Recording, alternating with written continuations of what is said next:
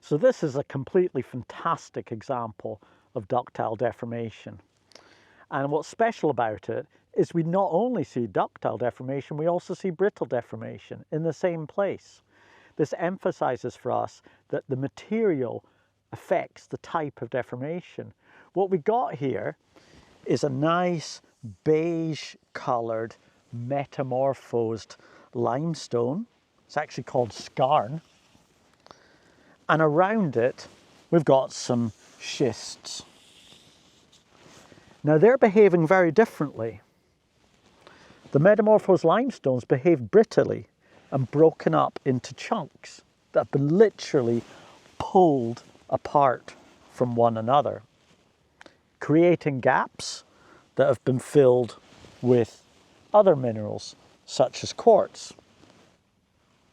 Now surrounding that brittle layer of metamorphosed limestone, we see how the shists have behaved more ductily, flowing into the gaps between each of the chunks of the limestone, metamorphosed limestone that is. So that's a beautiful example of ductile and brittle deformation in the same place, controlled by different material properties. Thank you for listening.